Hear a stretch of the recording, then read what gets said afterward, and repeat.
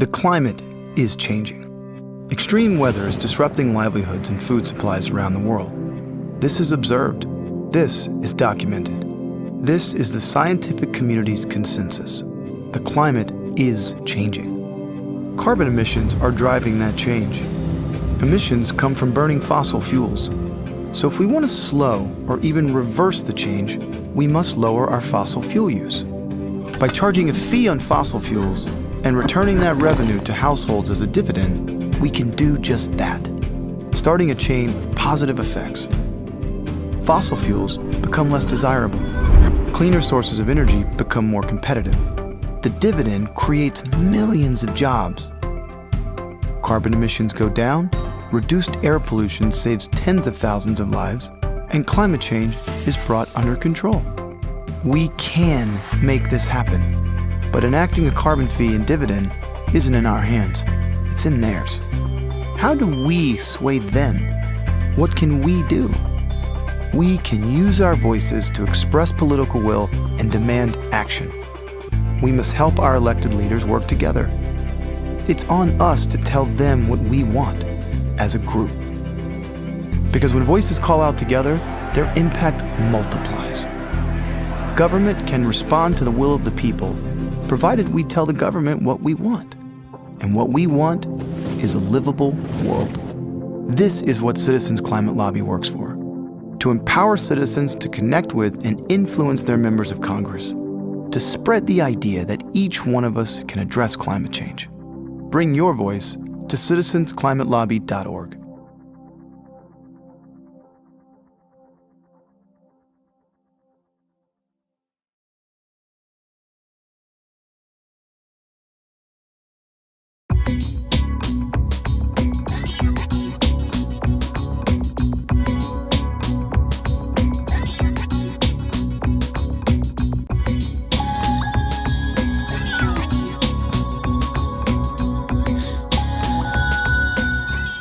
Welcome to Change the Climate, a show about climate change, Citizens Climate Lobby of Olympia, and changing the political climate for a livable world. Today we have a really special guest. Hi, Ari, what are you doing? Hi, Ed, how's it going? What's happening here? Well, I'm filming my intro for my new show. You're hosting the show? I'm hosting. Who said you could do that? The producer. The producer? Yeah.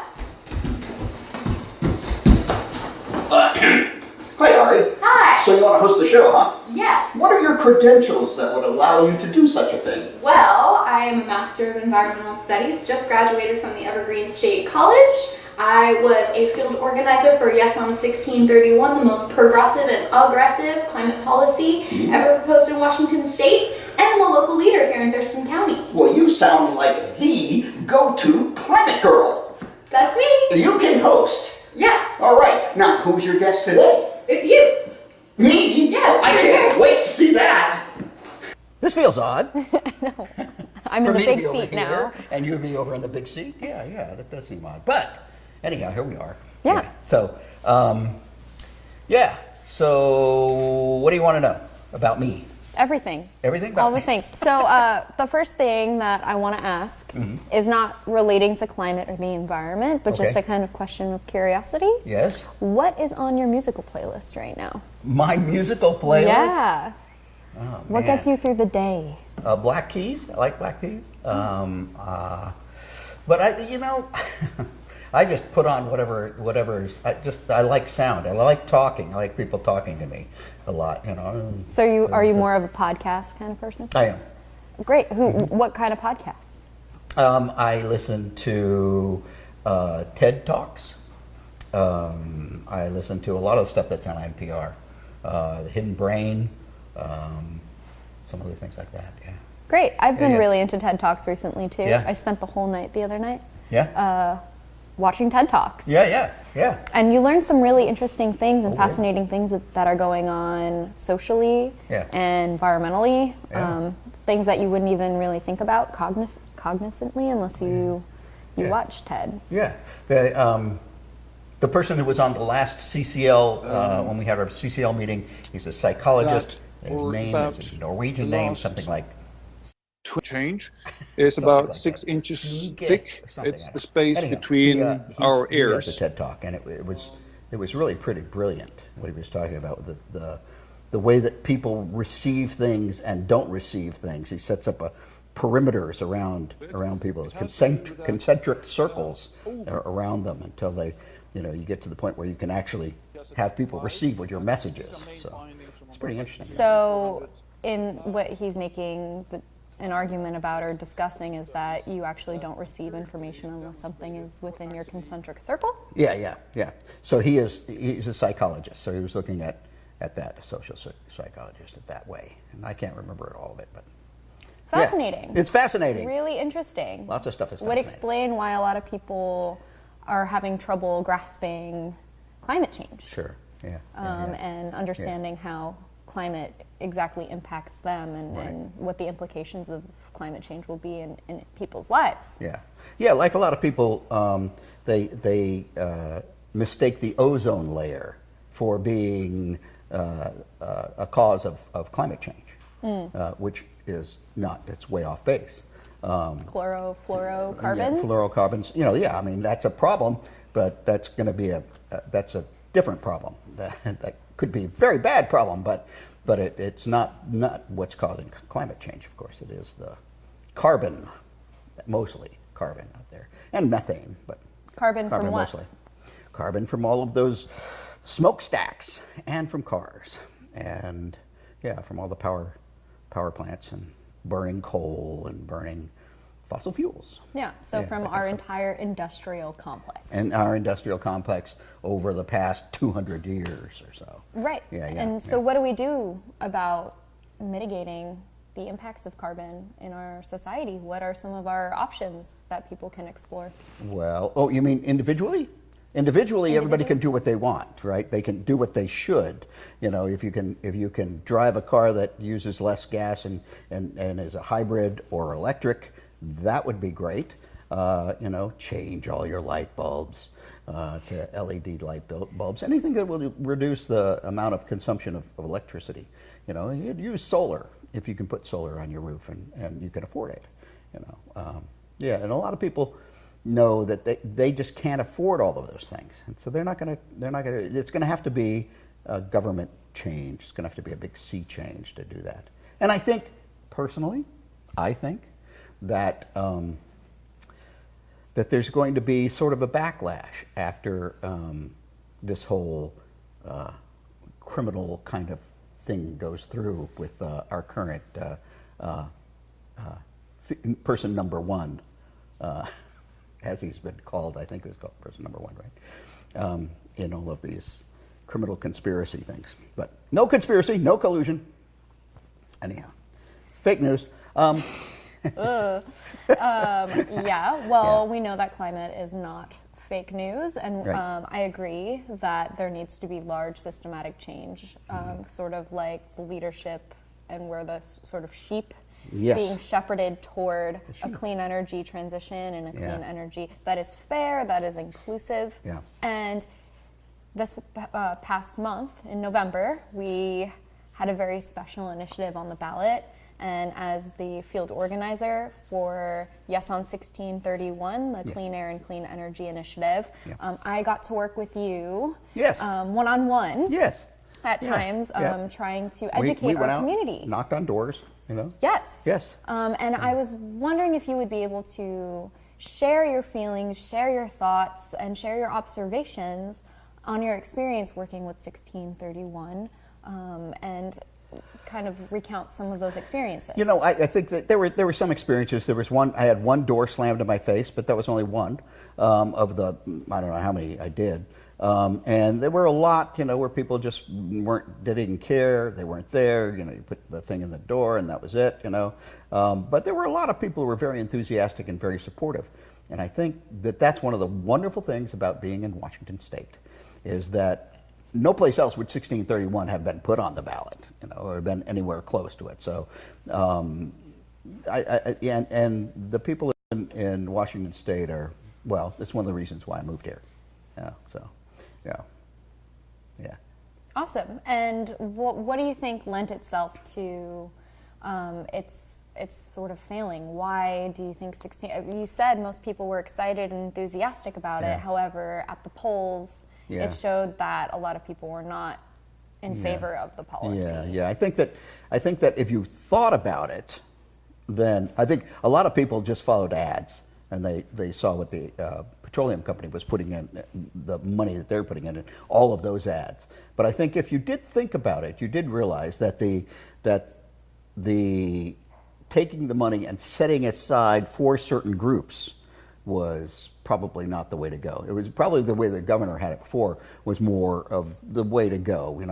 Have it more of a, well, in the case of what they're trying to do now, the dividend would go back to people, just like in the CCL's proposal. The dividend that would come in would actually just go out to people, and it wouldn't go to selected groups like that, because that takes a whole different kind of management, and it gets confusing to people. They wonder why we're supporting this group and that group. So, yeah, if it goes back to the people, they support it. Yeah, I absolutely agree. And like one point of your commentary really resonates, and that is the fact that the fossil fuel companies spent over $30 million to spread lies on ad campaigns. We were far outspent working on 1631 by the fossil fuel companies. And the actual language from these companies about 10 days outside of the election, they stated that they were going to, quote, destroy us by putting an extra $5 million in. Yeah. And that wasn't the case. We were supposed to lose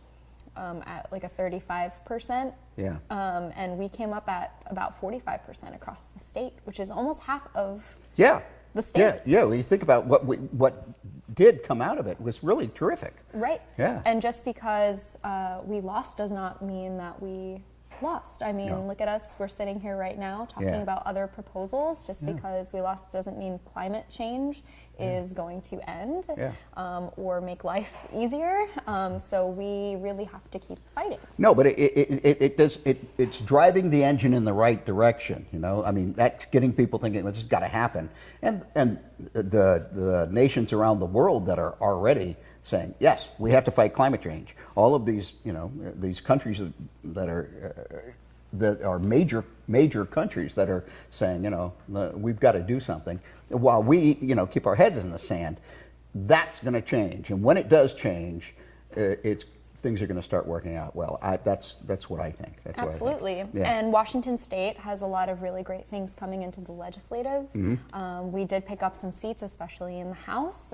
So we have a more progressive, more diverse House of Representatives here in the state. And I do know that the coalition is staying strong and well-knit together. And we have a new policy, a 100% clean policy that's going to be proposed in the legislature. Audubon Washington, Sierra Club, Washington Environmental Council. These are all groups trying to organize people to get on board with 100% clean. And apparently from that, about 71% who did not support 1631 are now supporting the new proposal, which would, in essence, make Washington State carbon neutral by 2045, off of coal officially by 2025, which is really incredible.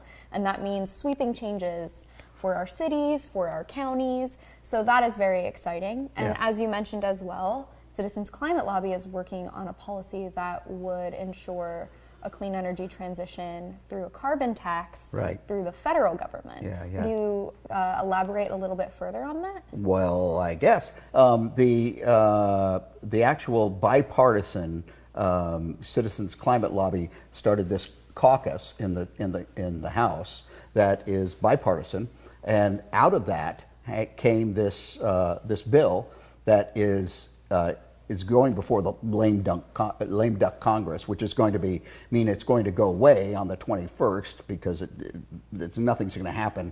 I mean, this is going to be the Congress isn't going to do very much at all until the 21st. After the 21st, when they come back in January, they'll reintroduce this bill.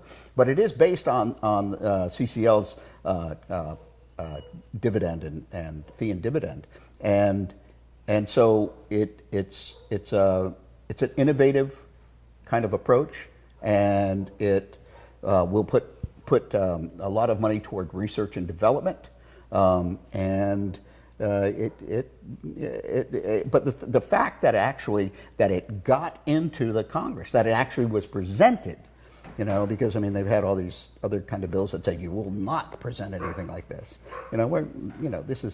This is really good, and I think that the tide is turning, and it's charging. One of the things it's doing is it starts out like Citizens Climate Lobby does with $15 a ton, but then it rapidly goes up to $100 a ton, and so it should really push towards clean energy. That's the idea, to have more sustainable energy. I think we will. Right. So this would essentially act as the same sort of structure where it would put a fee on the largest polluters in the country, and then that money would go toward funding a transition to clean energy. Yes. Is that correct? Exactly. There's also a part of this that would result in money coming back to the consumer. Is that correct as well? Exactly. It's like like a rebate check would come back, or like when Obama got in and he had that blanket check that he gave to everybody. Everybody got a little bit of money, and it would be like that. Yeah. So. And do you foresee this being a successful way to mitigate emissions for our country and for our local community here? Hopefully, yes. And with the Citizens Climate Lobby, now I don't know what the final bill will look like, but with Citizens Climate Lobby, you actually have to calculate your own footprint so that you see how much gas you use, and that amount gets subtracted from the rebate you're going to get. So you're not going to get the full rebate everybody gets if you use too much energy yourself. So you're going to reduce your energy, and then you get more rebate back. And so that I think it inspires people to do more. Awesome. Yeah. And you were present at the Citizens Climate Lobby gathering in Washington, D.C. Mm-hmm. Can you talk a little bit about the people you met and conversations and discussions that you had about moving forward? Sure. Yeah, I mean it was a great conference. It was really inspiring, and it was so good to actually lobby, to actually go in and go to the offices, see the offices, walk through the halls of Congress with all these other CCLers, and we're all working towards the same thing. That was really, really inspiring. Yeah, and one of the things that people should all know, and to state it right now, is that people should be able to go and contact their congressman. Everybody should be able to contact their congressman. And people think, oh, I don't want to write them a letter. I'm not going to. You don't have to. Call them. They'll have an answering machine, and you can just put it on the answering machine. I mean, really, it doesn't matter if it is a call, if it's on the answering machine, if you text them, if you write them a letter, if you write them an email, whatever it is that you want to do it. And if you can do it with a group, get everybody together and have a phone bank and call the congressman on something like that. So whatever it is that you care about, go ahead and call them and find out, because those people work for us. And they want to know what we want them to do. Of course. Yeah. They depend on our votes to be in elected office. And I completely agree. Do you have any words of advice or wisdom on how to effectively communicate with your congressman or with your legislative representative? Well, I think that the best thing to do is just to be with other people. If you can get a number of people doing it together, that's the best way. Or having if you can actually find people who would endorse the idea, people who are leaders in whatever, whether they're in the church groups or whatever group that you might belong to, if you can get the leaders of those groups to endorse this, then that will bring everybody along. And people have to be receptive. Once this thing is going to be presented as law, everybody's got to be receptive toward it. So. Of course.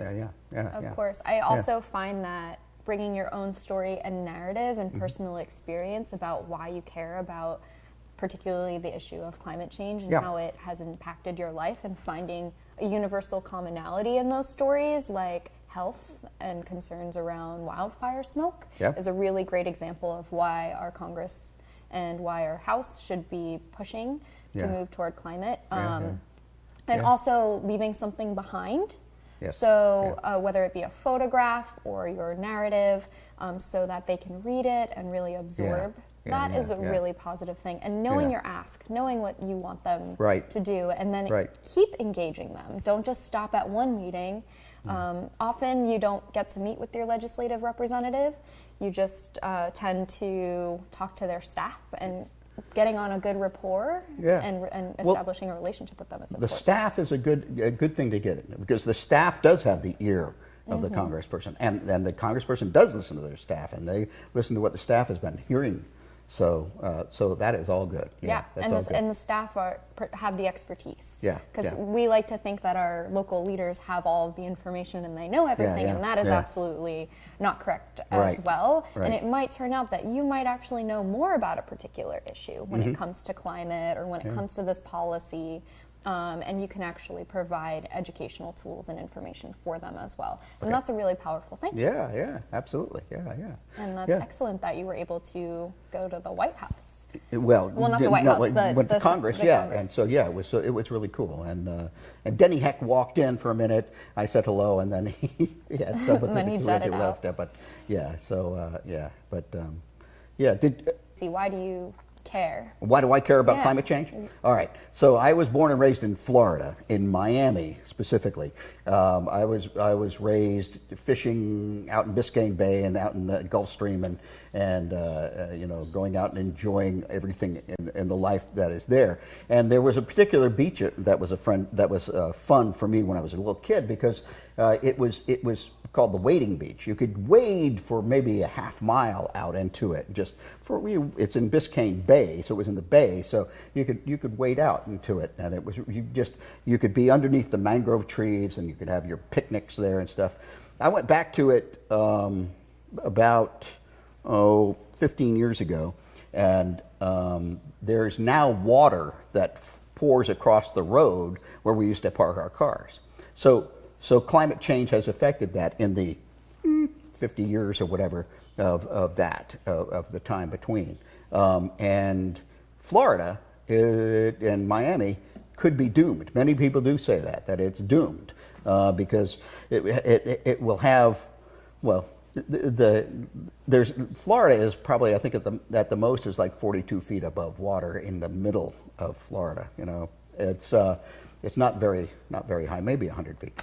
But that's in the ridge in the middle of Florida. Otherwise, all of these places on the outside are going to go underwater. And I, as a filmmaker, I made a documentary about the sea level rise and how it's affecting Florida. And I went to places where they restore the beaches. Every 3 years, they restore the beach at a cost of maybe $3 million, $4 million.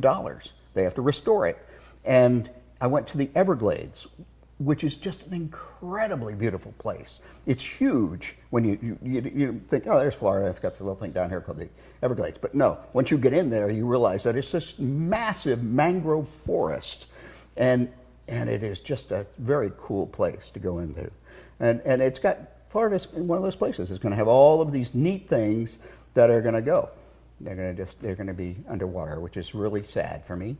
So that was the beginning of why I care about climate change. And you can't even talk about climate change in the Florida government, right? They mandated pretty recently that we don't mention climate change.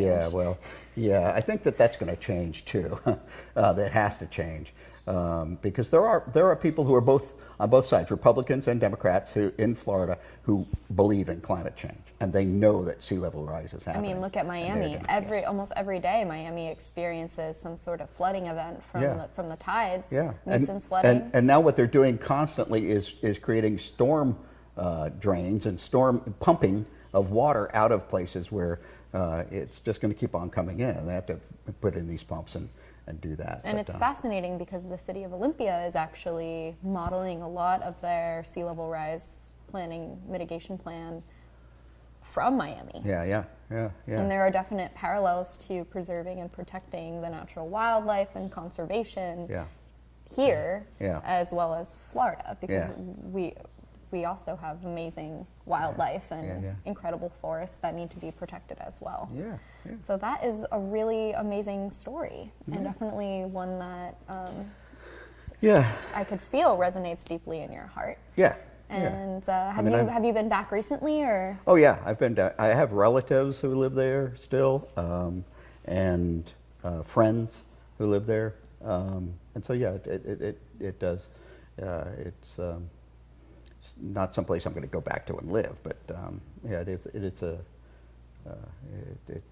definitely a place that is like the battleground right now for silverwise. And a lot of your family might have to eventually either move further inland or... Yeah. Well, actually, my family lives in Highlands County. Highlands County is one of those places on the ridge, right in the middle. I keep telling my sister, buy more land and hold on to it now. Everybody's going to try and rush into the middle. You know? But I don't know, like that. So. Wow. Yeah. Well, that is really incredible, and that's a really lovely story. Thank you. And thank you so much for all of your leadership here in Thurston County and for doorbelling and Sure. being brave. It takes a lot of bravery to be able to Well, talk same to you. about these things. Same to you, Ari. Yeah. Yeah. Well, thank you. Well, it's fun. I kind of get a kick out of it. Kind of get like this weird high. I'm just like, Good. hey. I had my spiel down, and Yeah. one of my best friends was in town. She's from New Jersey as well, and she's like, did you get tired talking and like giving your spiel the whole time? And I actually pitched it to her. Pitched it to her, And yeah. she was just enamored, like she was in good. awe Oh, that good, I had good, such good. a solid, explanation of what we were trying to. Now, that's one of the things that impressed me about you from the beginning, is that you have your spiel. Yeah, you need your spiel. You need your to spiel. get it down. You need to have an elevator pitch for global warming. Of course, and then you need to let it resonate and kind of process in Yeah. people's minds, and then give them a chance to respond and tell their story and narrative. And in almost every situation and setting, everyone has a story or thoughts or feelings, Yeah, yeah. or sadness or joy pertaining to these things. Yeah. And we just have to be good neighbors, and we have to be good stewards, and just listen to what the planet is telling us and Yeah. act accordingly. Yeah. Well, thank you for having me on. Yeah, this is so wonderful. Thank you for transitioning Yeah, yeah. and allowing me Yeah, to have the sure, opportunity Sure. to This be is climate going to be girl. fun. This is going to be fun. Yeah. It's going to yeah, be yeah. such a good time. Yeah, we'll see. Yeah, and See we'll see how this evolves, It evolves over it time. evolves. Yeah. Because I think Right. I definitely think it will. Things will evolve. Yes. Yep, They must. they have to. Yes, that's right. Awesome. Well, thanks. Thank you. Yep. We'll hug it out. If you would like to know more about Citizens Climate Lobby, visit citizensclimatelobby.org or attend our monthly meeting every second Saturday at 9:30 a.m. at the Olympia Center. I'm Ari Simmons. Thanks so much for joining us on Change the Climate.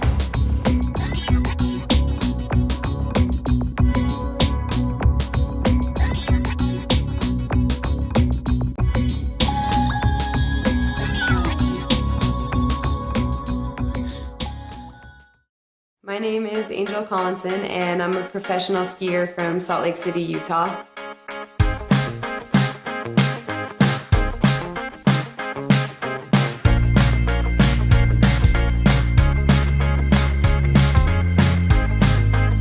I'm a member of the Protect Our Winters Riders Alliance and a voice from the winter sports recreation industry, which employs over 965,000 people and accounts for over $66 billion in economic activity. Though myself and the industry I represent both rely on consistent snowfall and cooler temps for our economic and overall well-being, we still also rely on fossil fuels to make this way of life possible. This is why I endorse a carbon fee and dividend, and I see the advantage of a nonpartisan and market-based approach to addressing climate change.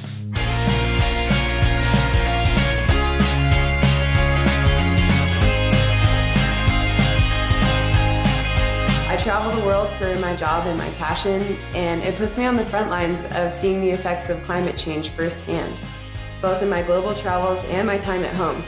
Year after year, I return to the same glaciers and see them getting smaller.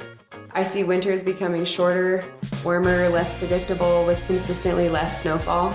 With current projections, the iconic ski town of Park City, Utah will not receive any snowfall by 2100, which is in my lifetime. This is scary not just for winter recreation employees, but anyone who values white Christmases and winter ski vacations. We can keep this way of life that so many of us hold dear. We can do this. I want to do this. I want to pay the true cost of carbon.